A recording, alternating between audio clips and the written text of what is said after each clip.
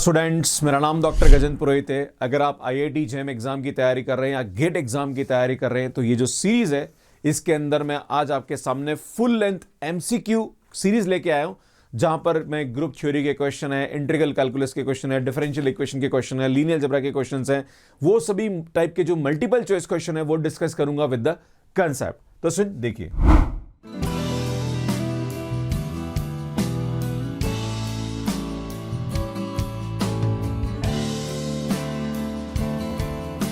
इन question दे रखा है, late G be the finite abelian group and A, B belongs to G, then order of A is equal to M and order of B is equal to N, which of the following is necessarily true।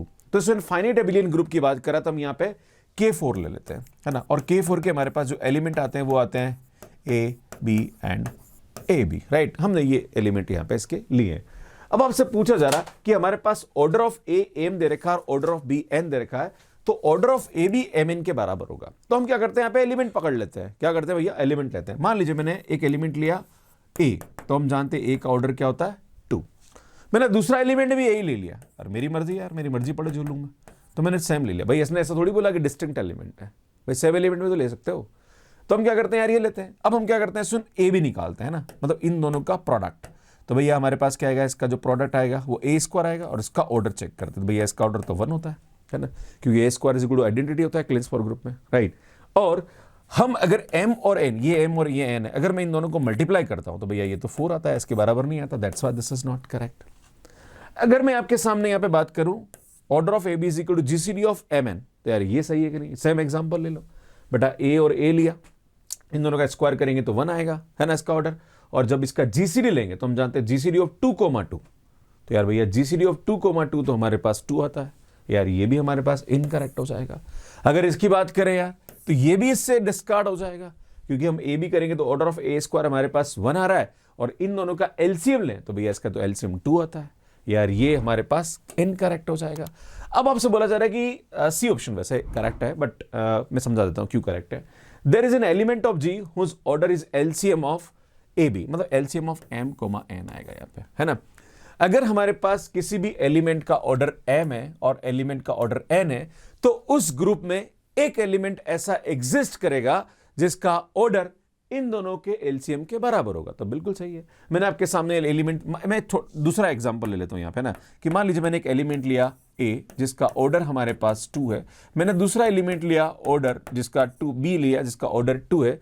तो ये बोला जा रहा है कि इस group में एक ऐसा एलिमेंट एग्जिस्ट करेगा जिसका ऑर्डर इसके एलसीएम के बराबर होगा। तो बेटा इसका एलसीएम हमारे पास क्या है 2, तो हमारे पास एक एलिमेंट 100% इसके अलावा एग्जिस्ट करता है, दैट इज ए बी, जिसका ऑर्डर हमारे पास 2 होता है। तो यार ये हमारे पास क्या आएगा, करेक्ट हो जाएगा। सो नेक्स्ट क्वेश्चन देखिए, नेक्स्ट क्वेश्चन क्या बोल रहा है, बहुत ही अच्छा क्वेश्चन है और ये आया हुआ क्वेश्चन एग्जाम में। Consider the open rectangle ST belongs to R2 where S lie between 0 to 1 and T भी 0 to 1 के बीच में है, एंड हमारे पास एक मैपिंग दे रखी T G to R2 given by, ये हमारे पास यहां पे दे रखा है। अब आपसे बोला जा रहा है कि then the area of image of TG of the map T equals to, आपसे बोला जा रहा है कि इसका जो इमेज का जो एरिया है वो हमारे पास क्या बनेगा। तो मान लीजिए इसकी जो इमेज है वो हमारे पास किस पे जा रही भैया, XY पे जा रही, क्लियर है। तो बेटा हम क्या करते हैं, इसको हम x के बराबर कर लेते हैं, है ना। तो अगर मैं इसको x के बराबर करता हूं तो पाई s यहां पे आ रहा है और ये आ रहा 1 minus T upon 2 is equal to, मैंने x के बराबर किया and pi 1 minus S by 2 बेटा किसके बराबर कर दिया, मैंने y के बराबर कर दिया, राइट। अब हम क्या करते हैं यार, यहां से मैं एक बार करता हूं, इसकी s की वैल्यू निकालता हूं। तो बेटा यहां से हमारे पास s की जो वैल्यू होगी वो क्या आएगी यार, s इज इक्वल टू, बेटा ये उधर जाएगा तो 2y अपॉन पाई 1 माइनस एस। बोलो जी सही है, कोई समस्या है ना। अरे भाई हमने क्या करा, पाई उधर है। अब यहां से s की वैल्यू निकाल लेते हैं। तो बेटा s की वैल्यू हमारे पास क्या आएगी, ये इधर आएगा तो 1 माइनस 2y अपॉन पाई आ जाएगा, क्लियर। अब सुन, ये जो s की वैल्यू इसको उठा के मैं यहां रख देता हूं, राइट। कहां रखता हूं भैया, इसकी जगह, है ना। तो यहां से हमारे पास क्या आएगा, सुन t की वैल्यू है, क्योंकि मैं s और t की वैल्यू चाहिए। फिर हम यहां पे s और t से हम कुछ ना कुछ निकालेंगे, वो बताऊंगा क्या, एक बार हम इसको समझने की कोशिश करते हैं। हमें तो XY का एरिया चाहिए, जो भी हमारे पास XY आएगा उसका इमेज का एरिया चाहिए, राइट, है ना। तो हमें पहले तो यहाँ पे क्या करते हैं, s और t की वैल्यू निकाल लेते हैं। तो भैया हमारे पास ये क्या आ जाएगा, ये उधर गया, पाई गया, एंड देन 1 को हमने मतलब इसको उधर लिया। अब ना ये वैल्यू उठा के रख देते हैं। तो सुन यहाँ पे हमारे पास s की जो वैल्यू आ रही है वो कितनी आ रही है, बट इस 2 को उधर ले लेता हूँ, तो s की वैल्यू आ रही 1 minus 2y upon pi into pi 1 minus T is equal to ये कितना आएगा बेटा, ये 2 उधर गया तो ये 2x हो जाएगा, राइट है ना। तो ये 2x हो गया। नाउ इसको अंदर मल्टीप्लाई करते तो बेटा पाई यहाँ आ जाएगा माइनस का 2y, ये आएगा 1 minus T is equal to ये कितना आ रहा बेटा, 2x आ रहा, राइट। अब बेटा 1 माइनस टी की बात करें तो 1 माइनस टी हमारे पास कितना आ रहा है यार, 2x upon pi minus 2y आ जाएगा। तो बेटा यहाँ से t की जो वैल्यू आएगी वो कितनी आएगी, 1 माइनस 2x पाई माइनस 2y आ जाएगा, राइट। भैया ये हमारे पास t की वैल्यू आ जाएगी, राइट। बेटा इसको हमने डिवाइड किया, इसको उधर ले, t को उधर ले गया। अब हमें यहाँ पे क्या बोला जा रहा है कि जो s है वो 0 और 1 के बीच में जा रहा है। तो बेटा जो s दे रखा है वो हमारे पास ये दे रखा है, भैया ये हमारे पास s है और यार ये हमारे पास t है ना। ये दोनों 0 और 1 के बीच में जा रहा है, तो दोनों को निपट लेते हैं। बेटा यहाँ पे क्या करता हूँ मैं, s की जो वैल्यू है वो हमारे पास क्या दे रखी है, 0 और 1 के बीच में जा रही है। तो बेटा s की वैल्यू हम ले लेते हैं, तो हम जानते हैं ये क्या आएगा, इट इम्प्लाइज ये आएगा 0 और तो s की जो वैल्यू 1 माइनस 2y अपॉन पाई 1। बोलो क्लियर है ना। अब इसमें यहाँ पे क्या करते हैं, चूंकि हमारे पास यहाँ पे 1 आ रहा है तो मैं क्या करता हूँ यहाँ पे 1 को सबसे माइनस कर लेता हूँ। जब 1 को माइनस करूंगा तो यार ये हमारे पास -1 हो जाएगा और ये हो जाएगा 2y अपॉन पाई और इसको 1 से माइनस करूंगा 0 हो जाएगा। अब चूंकि हमारे पास यहाँ पे क्या आ रहा है, माइनस आ रहा है, तो माइनस से मल्टीप्लाई करता हूँ तो हमारे पास क्या आ जाएगा, माइनस से मल्टीप्लाई करेंगे तो चेंज हो जाएगा, है ना। तो ये इधर आ जाएगा और ये आएगा हमारे पास 2y upon pi is less than 1। अब हम क्या करते हैं, सुन पाई बाई 2 से मल्टीप्लाई कर लेते हैं। जब पाई बाई 2 से मल्टीप्लाई करेंगे तो भैया ये हमारे पास ये आ जाएगा। तो y हमारे पास पता पड़ गया कि y जो है वो 0 से पाई बाई 2 के बीच में जा रहा है। अब बात करेंगे सुन t के बारे में, तो t हमारे पास क्या हो रहा है भैया, 0 से 1 के बीच में जा रहा है, राइट। तो यार ये 0 है और t की वैल्यू हमारे पास क्या आ रही है भैया, ये आ रही है 1 माइनस 2x पाई माइनस 2y, ये हो जाएगा। बट हम क्या करते हैं, 1 को माइनस कर देते सबसे, है ना। जब 1 को माइनस करेंगे तो यार माइनस आ जाएगा, ये आएगा माइनस का 2x पाई माइनस 2y और भैया ये 0 हो जाएगा। अब चूंकि हमारे पास माइनस माइनस हम क्या करते हैं, माइनस से मल्टीप्लाई कर लेते हैं। जब माइनस से मल्टीप्लाई करेंगे तो ये आएगा 2x pi minus 2y and less than 1 हो जाएगा, है ना। अब इसमें यहाँ पे हमारे पास क्या रहा है कि 2x अपॉन दिस, तो मैं काम करता हूँ पाई माइनस 2y से मल्टीप्लाई कर देता हूँ इसको, राइट। तो जब पाई माइनस 2y से मल्टीप्लाई करूंगा तो बेटा ये आएगा 2x less than pi minus 2 आएगा। बेटा 2 से डिवाइड कर लेता हूँ तो ये आएगा हमारे पास x पाई माइनस 2y अपॉन 2 आ जाएगा, राइट। अब हमें क्या करना भैया, इसका एरिया निकालना, किसका, इमेज का। अब हम जानते हैं सुन यहाँ पे जो एरिया होता है उसका फार्मूला हमारे पास क्या होता है, double integration of dx dy होता है। हमारे पास y की जो लिमिट है वो क्या जा रही है भैया, 0 से पाई बाई 2 जा रही है ना। और x की लिमिट कहां से जा रही है भैया, 0 से पाई माइनस 2y अपॉन 2, क्योंकि जो वेरिएबल लिमिट है उसको अंदर लेना पड़ेगा आपको, है ना। अब इसमें क्या करेंगे भैया, इसका इंटीग्रेशन करेंगे तो 0 से पाई बाई 2। बेटा यहाँ पे क्या हो रहा है, x के रेस्पेक्ट में इंटीग्रेशन होगा क्योंकि x की लिमिट है और ये हमारे पास y की लिमिट है। बेटा dx का हो जाएगा x, तो ये आएगा 0 से pi minus 2y upon 2 into D Y आएगा। भैया जब वैल्यू पुट करेंगे तो यार ये आएगा 0 से pi by 2 pi minus 2y upon 2 into D y आ जाएगा। नाउ 1/2 बाहर निकाल दीजिए, इसका इंटीग्रेशन करेंगे तो ये आएगा पाई वाई माइनस वाई स्क्वायर हो जाएगा 0 से पाई बाई 2, राइट। तो यार ये आएगा 1/2, बेटा यहाँ पे वैल्यू रखेंगे तो ये आएगा हमारे पास pi square by 2 minus pi square by 4 हो जाएगा। भैया सही है। अब पाई स्क्वायर 2 में से पाई स्क्वायर बाई 4 गया तो बेटा पाई स्क्वायर बाई 4 आएगा और उसको मल्टीप्लाई करेंगे 1/2 से तो पाई स्क्वायर बाई 8 हमारे पास यहाँ पे क्या आ जाएगा, इसकी वैल्यू आ जाएगी, राइट। इस तरह से इस क्वेश्चन को हम बहुत इजीली सॉल्व कर सकते हैं। नेक्स्ट क्वेश्चन देखिए, क्वेश्चन क्या बोला, it is known that x is equal to x0 belong to m2z as a solution of this ax minus xa is equal to a। मतलब ये जो x0 है ये इस इक्वेशन का सॉल्यूशन है जहां पर जो a है वो इन तीनों मैट्रिक्स में से कोई एक हो सकती है, राइट। अब आपसे पूछा रहा है कि which of the following values are not possible for the determinant of x0। मतलब x0 का जो डिटरमिनेंट होगा वो इन चारों में से कौन सा नहीं हो सकता है। तो सुन बात करते हैं। सबसे पहले मैं आपके सामने यहां पे ए मैट्रिक्स पता करता हूं भैया, ए इन तीनों में से कौन सी, भाई इस सेट में से आ रही है, कौन सी होगी ये तो पता नहीं भैया, है ना। तो हम क्या करते हैं, सुन यहाँ पे एक ट्रेस का करते, क्योंकि अगर हमारे पास ये a x minus x is equal to और ये सब मैट्रिक्स है तो मैं यहाँ पे दोनों तरफ क्या ले लेता हूँ भैया, ट्रेस ले लेता हूँ। तो trace of a x minus x a is equal to trace of a हो जाएगा, राइट। तो बेटा ये क्या आएगा, trace of a x minus trace of x a is equal to trace of a. पर हम जानते हैं हमारे पास एक फार्मूला होता है कि trace of A B is equal to trace of b a होता है, तो बेटा बराबर ही होता है। तो यार ये ट्रेस ऑफ ये जो एक्स है मैं इसको लिख सकता हूँ ट्रेस ऑफ एक्स, है ना, is equal to trace of a. तो भैया ये तो हमारे पास 0 हो जाएगा, इसका मतलब trace of A is equal to क्या रहा भैया, 0। तो इन तीनों में से ऐसी कौन सी मैट्रिक्स है जिसका ट्रेस हमारे पास 0 आ रहा है? तो भैया ये वाला देखो, इसका ट्रेस 0 आ रहा है ना। तो यार हमारे पास जो ए मैट्रिक्स होगी ये इस टाइप की होगी, राइट। तो हम क्या करते हैं, सुन यहाँ पे लेके चलते हैं, है ना। अब हम पहले एज्यूम कर लेते हैं कि लेट x0 जो मैट्रिक्स है उसको हम ले लेते हैं यहाँ पे x, y, z and t। मैंने ये एक मैट्रिक्स ले ली यहाँ पे कि यार x, y, z, t हमारे पास एक मैट्रिक्स है ना। और a मैट्रिक्स हमारे पास यहाँ से आ रही है, तो बेटा इसको लेके चलते हैं कि ax minus xa is equal to a, है ना। इट इम्प्लाइज, है ना। तो बेटा यहाँ पे हमारे पास a मैट्रिक्स क्या आएगी, 1 1 -1 -1 एंड x मैट्रिक्स आ रही है x, y, z, t and minus बेटा ये आएगा हमारे पास एक्स वाई जेड टी और ये आएगा हमारे पास 1 1 -1 -1 ये आ रहा है इज इक्वल टू हमारे पास किसके बराबर आ रहा है बेटा, इसके बराबर है ना। तो इज इक्वल टू मैं लिख देता हूँ यहाँ पे a के बराबर, दैट इज 1 1 -1 -1। अब इन दोनों को बराबर करते हैं और यहाँ से हम एक्स वाई जेड टी की वैल्यू निकालते हैं ताकि हमें x0 मिल जाए। फिर हम x0 का जो भी हम देख लेंगे ऑप्शन कौन सा करेक्ट होगा, है ना। तो सुन यहाँ पे क्या करते हैं, सबसे पहले हम यहाँ पे इसको मल्टीप्लाई करते हैं ना थोड़ा। मैं इसमें जब मल्टीप्लाई करेंगे तो यार ये आएगा हमारे पास x प्लस जेड आएगा, है ना।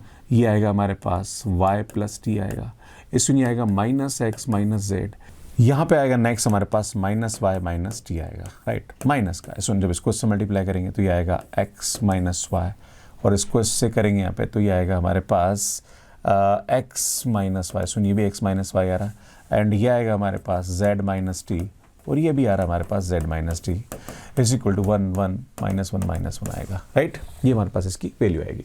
इसमें क्या करते हैं, इन दोनों को हम ऐड कर लेते हैं। जब इन दोनों को ऐड करेंगे तो बेटा ये से ये ऐड होगा तो x कैंसिल हो रहा है, देखो आप, तो ये आएगा z प्लस वाई, है ना भैया। इसी टाइप से ये आप जब इसको इससे कैंसिल करेंगे तो ये आ रहा है y और y हमारे पास प्लस का हो जाएगा तो ये 2y आ रहा है एंड आई थिंक माइनस का x आ रहा है एंड प्लस का t आ रहा है, राइट। ये हमारे पास इसकी वैल्यू हो जाएगी। अब इसको ऐड करेंगे तो माइनस z और माइनस z कैंसिल हो रहा है तो ये आएगा एक तो हमारे पास t एंड माइनस का 2z एंड माइनस का x आ रहा है। इस टाइप से जब आप इसकी बात करेंगे तो सुन t से t कैंसिल हो रहा है हमारे पास और ये हो रहा है हमारे पास माइनस का y माइनस का z। आई थिंक ये हमारे पास इसकी वैल्यू हो रही है ना, 1 1 -1 एंड -1 हो जाएगा। अब आप देख रहे हो सुन यहाँ पे वैल्यू को बराबर कर लेते हैं ना।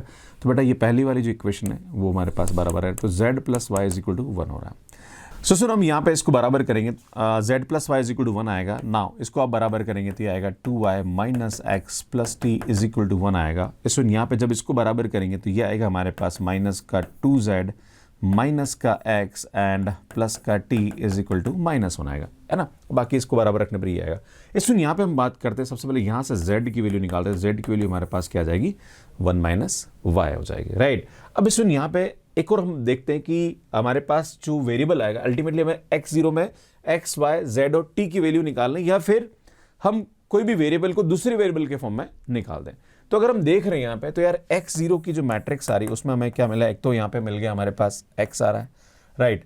दूसरा हमारे पास यहाँ पे y आ रहा है। तीसरा हमने जो z की वैल्यू निकाली वो 1 माइनस वाई की फॉर्म में निकाल दी।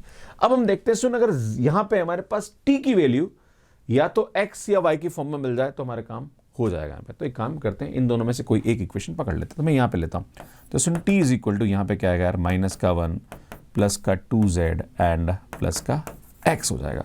इसमें z की वैल्यू उठा के यहाँ रख देते हैं तो बेटा ये आएगा -1 और यहाँ रखेंगे तो प्लस का 2 1 माइनस वाई प्लस का x हो जाएगा। तो बेटा t की जो वैल्यू होगी वो हमारे पास क्या आएगी, -1 प्लस का 2 माइनस का 2y प्लस का x होगा। तो बेटा ये आएगा 1 minus I think 2y plus का x आएगा। तो बेटा यहाँ से इसकी जो वैल्यू होगी वो होगी 1 माइनस 2y प्लस का x हो गया। सुन ये हमारे पास यहाँ पे इसकी वैल्यू हो जाएगी। अब सुन इसका डिटरमिनेंट निकाल लेते हैं ना। तो डिटरमिनेंट ऑफ x0 हमारे पास क्या आएगा, है ना। तो डिटरमिनेंट ऑफ x0 बेटा इसको इससे मल्टीप्लाई करेंगे तो आएगा x 1 minus 2y plus x minus सुन ये इधर मल्टीप्लाई होगा तो ये हो जाएगा y 1 माइनस वाई हो जाएगा। अब इसकी वैल्यू निकालते हैं, x की वैल्यू हमारे पास एग्जैक्टली किसके बराबर हो रही है, राइट। तो सिंप्लीफाई कर लेते हैं बेटा, अंदर जाएगा तो x माइनस का 2xy प्लस का x स्क्वायर। अब जब इसको मल्टीप्लाई करेंगे तो आएगा माइनस का y प्लस का वाई स्क्वायर हो जाएगा, राइट। अब हम देखते हैं यहाँ पे हमारे पास क्या कॉम्बिनेशंस बन रहे हैं। तो सुन, जब आप देखेंगे तो बेटा ये हमारे पास x माइनस वाई बन रहा है, और जब देखेंगे X square minus 2xy minus Y square, तो बेटा ये हमारे पास बन जाएगा x माइनस वाई का होल स्क्वायर। सुन, यहाँ से हम क्या करेंगे, x माइनस वाई को कॉमन निकालेंगे, तो यार यहाँ से हमारे पास ये x माइनस वाई बच जाएगा और यहाँ से हमारे पास 1 बच जाएगा। तो यार ये हमारे पास यहाँ पे क्या आएगा, इसका आंसर आएगा। तो सुन, यहाँ पे हमारे पास डिटर्मिनेंट ऑफ x0 की जो वैल्यू आ रही है वो हमारे पास क्या आ रही है भैया, x माइनस वाई, और ये आ रहा है हमारे पास x माइनस वाई प्लस 1 आ रहा है। अब आपको देखना है कि यार डिटर्मिनेंट 0 हो सकता है, बिल्कुल हो सकता है। अगर मैं x की जगह y रख दूं, मतलब x बराबर y कर दूं, तो ये तो 0 हो रहा है। तो यार ये हमारे पास नॉट पॉसिबल बोला है, तो ये तो पॉसिबल है, सो नॉट करेक्ट। इसमें बोला जा रहा है कि डिटर्मिनेंट ऑफ x0 2 है, भैया हो सकता है। अगर मैं x की वैल्यू 2 और y की वैल्यू 1 रखूं, तो भैया देखो 2 माइनस 1 1 आ रहा है, और इसमें यहाँ पे आ रहा है 2 माइनस 1 एंड प्लस 1, तो भैया ये हमारे पास 2 into 1 आ जाएगा, तो ये तो पॉसिबल है। इसमें बात करी जाए 6 के बारे में, तो सुन 6 लाने के लिए हमारे पास यहाँ पे ये 2 into 3 होना चाहिए। तो एक काम करते हैं, x की जगह 3 रख लेते हैं और y की जगह 1 रख लेते हैं, है ना। तो ये आएगा 3 माइनस 1 प्लस 1, तो आप देख रहे हो ये हो रहा है। तो यार ये भी हमारे पास पॉसिबल है। सुन यार, ये कभी पॉसिबल नहीं है, इन दोनों का प्रोडक्ट कभी 10 के बराबर नहीं होगा, कोई भी वैल्यू पुट कर लीजिए। सो डी ऑप्शन हमारे पास यहाँ पे क्या आ जाएगा, करेक्ट आ जाएगा। सो नेक्स्ट क्वेश्चन देखिए, the system of linear equation X Y has solution. आपसे पूछा जा रहा कि यहाँ पे हमारे पास किस y के लिए इस जो एक मैट्रिक्स से बनने वाला सिस्टम ऑफ लीनियर इक्वेशन है उसका सॉल्यूशन एग्जिस्ट करेगा। तो सुन, जब भी ऐसा प्रश्न आता है, सबसे पहले हम यहाँ पे देखते हैं इसका डिटर्मिनेंट क्या रहा है। जब इस मैट्रिक्स का आप डिटर्मिनेंट निकालेंगे, तो यार मैं इसको 5 1 लिखता हूँ, सुनिए 2 माइनस 1 लिखता हूँ। अगर आपको इसका डिटर्मिनेंट निकालना नहीं आता तो मैंने बहुत अच्छी वीडियो अपलोड करके आप IIT पे जाके देख सकते हो, और इस टाइप की सीरीज है वो भी आपको मिल जाएगी। तो सुन, कैसे निकालेंगे, यहाँ पे इसको मल्टीप्लाई करो, तो यार ये आएगा हमारे पास 25, ये आएगा 4, ये आएगा 0 माइनस, सुनिए 0 आ जाएगा, है ना। ये सुनिए आएगा हमारे पास माइनस का 10, ये सुनिए आएगा हमारे पास 10 एंड 30 आ जाएगा ये, राइट। जब इसको सॉल्व करेंगे तो 29, ये सुनिए यहाँ पे हमारे पास इसकी जो वैल्यू आएगी माइनस का 20 आ रहा है, तो यार ये 9 आ रहा है, which is not equal to 0। और जब भी हमारे पास किसी मैट्रिक्स का डिटर्मिनेंट नॉन जीरो होता है, तो उस वाले केस में 100% उसका जो सोल्यूशन होता है वो क्या होता है, यूनिक होता है, और वो कंसिस्टेंट होती है। भैया जब डिटर्मिनेंट 0 आएगा ना, तब पॉसिबिलिटी हो सकती है कि उसका सॉल्यूशन हमारे पास यहाँ पे इनफाइनाइट हो, नो। तो यहाँ पे y कुछ भी हो, अल्टीमेटली उसका सॉल्यूशन हमेशा एग्जिस्ट करेगा। तो फॉर ऑल y हमारे पास यहाँ पे क्या आ जाएगा, करेक्ट आ जाएगा। नेक्स्ट क्वेश्चन देखिए, सुन क्वेश्चन क्या बोला जा रहा है कि dy by dx plus y is equal to fx, जहां पर fx को मैं इस तरह से डिफाइन कर रखा और y0 इज इक्वल टू 0 दे रखा। तो आपसे पूछा जा रहा है कि इस डिफरेंशियल इक्वेशन का सॉल्यूशन इनमें से कौन सा होगा। तो जब भी ऐसा प्रश्न आता है तो हम यहाँ पे क्या करेंगे, 2 केस रखेंगे, है ना। एक केस लूंगा बिटवीन हमारे पास x की वैल्यू यहाँ पे क्या आ रही है भैया, 0 से 1 के बीच में आ रही है, और एक हमारे पास ग्रेटर देन 1 आ रही है। 2 केस हम डिस्कस कर लेंगे तो काम हो जाएगा। इसमें यहाँ पे फर्स्ट बात करते हैं dy by dx plus y is equal to fx की वैल्यू हमारे पास इस केस में कितनी होगी, 1 होगी। अगर इसकी बात करी जाए तो dy by dx plus y is equal to 0 आ रहा, बिकॉज x ग्रेटर देन 1 पे फंक्शन हमारे पास क्या आ रहा है, 0 आ रहा। अब इसमें अगर इसकी बात करें तो डिफरेंशियल इक्वेशन कांस्टेंट कोएफिशिएंट बन रही है। अगर यहाँ पे ये देखें आप इस डिफरेंशियल इक्वेशन को, तो आप ऐसे लिख सकते हैं d plus 1 into Y is equal to 1। तो हम जानते हैं m की वैल्यू -1 आएगी, तो इसका जो CF आएगा वो आएगा C1 e की पावर माइनस एक्स, एंड अगर इसका PA लेंगे तो d प्लस 1 नीचे जाएगा, तो मैं ऐसा लिख सकता हूँ e की power 0x upon d plus 1। तो जहाँ पर d वहाँ 0 रखेंगे तो भैया इसका जो हमारे पास PA आएगा वो 1 आएगा। अगर मैं इस इक्वेशन की बात करूं तो यहाँ तो हमारे पास ये d plus 1 into Y is equal to 0, तो m की वैल्यू हमारे पास -1 आ रही, तो यहाँ पे हमारे पास सॉल्यूशन आएगा C2 e की पावर माइनस एक्स आएगा। तो यार ये हमारे पास यहाँ पे क्या आ गया भैया, सॉल्यूशन आ गया। अब आपसे बोला जा रहा है कंडीशन 0 पे 0, तो 0 तो हमारे पास इसमें आएगा, बिकॉज x तभी 0, अरे मेरे भाई x की वैल्यू 0 पे y 0 आ रहा, तो x की वैल्यू 0 तो इसी केस में पॉसिबल है। तो ये कंडीशन यहाँ अप्लाई करेंगे। क्या अप्लाई करेंगे भैया, अप्लाई द कंडीशन। कौन सी कंडीशन अप्लाई करेंगे, ये वाले, है ना, y0 इज इक्वल टू 0। तो बेटा जहाँ पर भी y वहाँ 0, जहाँ पर x वहाँ 0 रखेंगे, है ना।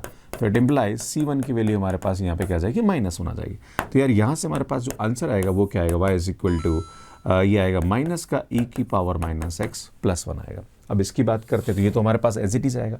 अब इसमें हमारे पास जब भी कोई भी डिफरेंशियल इक्वेशन हम सॉल्व करते हैं उसका जो सॉल्यूशन होता है वो हमेशा यहाँ पे क्या होता है, कॉन्टिन्यूस होता है। तो आप अगर इस देखें यहाँ पे इसके सॉल्यूशन को समझने की कोशिश करें तो इसका जो सॉल्यूशन आ रहा है वाई एक्स वो क्या आ रहा है भैया, अगर इसका सॉल्यूशन समझने की कोशिश करें तो माइनस ई की power minus X plus 1, where X जो है वो हमारे पास 0 और 1 के बीच में, एंड ये आ रहा है C2 e की power minus X where X is greater than 1। अब यहाँ पे 1 पे हमारे पास फंक्शन की वैल्यू चेंज हो रही है, तो 1 पे फंक्शन क्या होना चाहिए भैया, कॉन्टिन्यूस होना चाहिए। तो जब आप 1 पे कॉन्टिन्यूस चेक करेंगे तो यहाँ पे क्या करते हैं, जहाँ पर भी x हम 1 रखते हैं तो इसकी जो लेफ्ट हैंड लिमिट आएगी वो आएगी ये, एंड इसकी जो राइट हैंड लिमिट आएगी भैया वो हमारे पास ये आएगी, राइट। तो e की पावर -1 से इसको डिवाइड कर दो, तो यार भैया हमारे पास C2 की जो वैल्यू होगी वो क्या आएगी, जब इसको डिवाइड करेंगे तो ये तो -1 आएगा और इसको डिवाइड करेंगे तो ये प्लस ही आ जाएगा, राइट।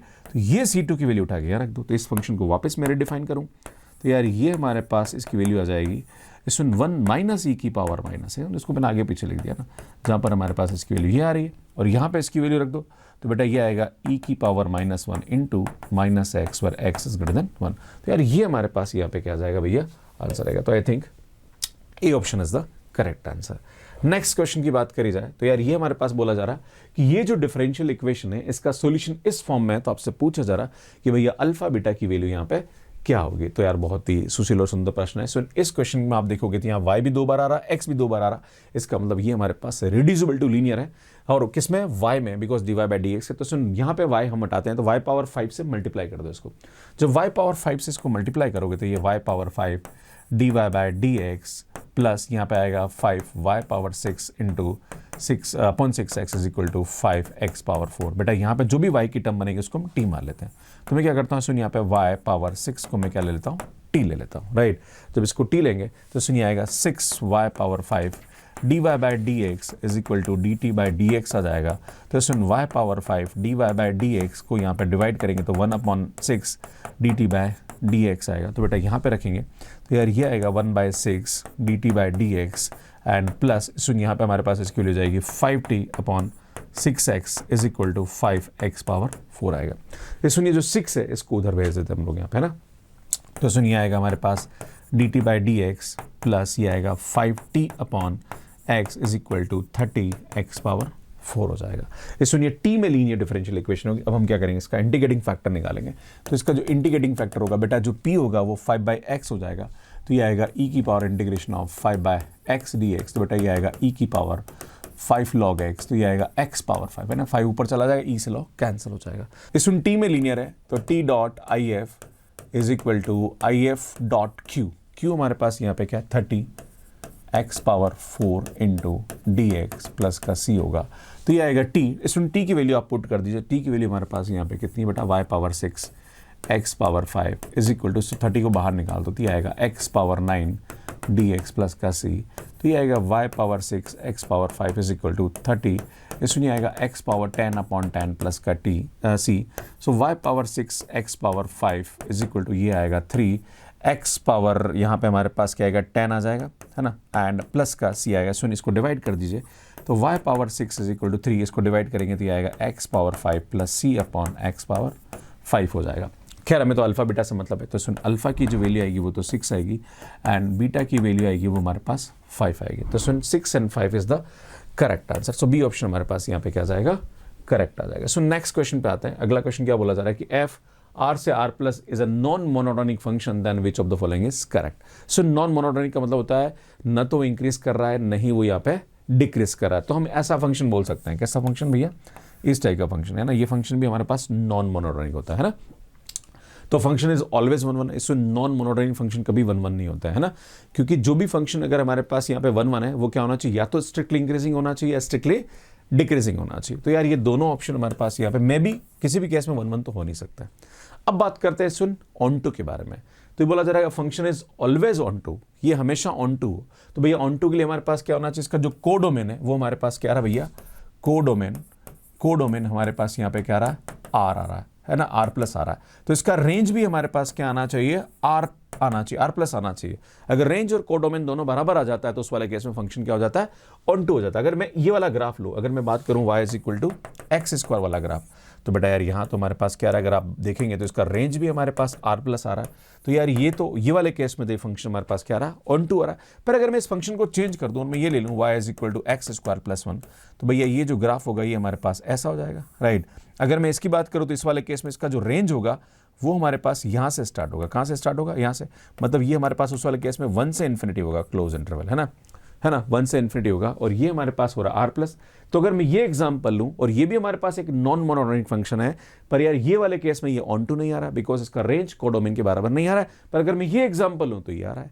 तो यार इस वाले केस में पॉसिबल हो सकता है, पर हमेशा ऐसा जरूरी नहीं है। तो यार ये इनकरेक्ट हो जाएगा, ये हमारे पास क्या जाएगा, करेक्ट हो जाएगा। तो इस प्रकार से इस क्वेश्चन को आप बहुत इजीली कर सकते हैं। सो नेक्स्ट क्वेश्चन बहुत ही अच्छा है, इसको समझने की जरूरत है कि t belongs to r and ये हमारे पास t दे रखा है जो कि ग्रेटेस्ट इंटीजर फंक्शन को डिनोट करता है, and define the function h यहाँ पे हमने डिफाइन कर रखा है, r2 से r में जा रहा है, और g हमारे पास r में आ रहा है, g हमारे पास r से r जा रहा है, और h को हमें इस तरह से डिफाइन कर रखा है और g को हमारे पास ऐसे डिफाइन कर रखा है, राइट।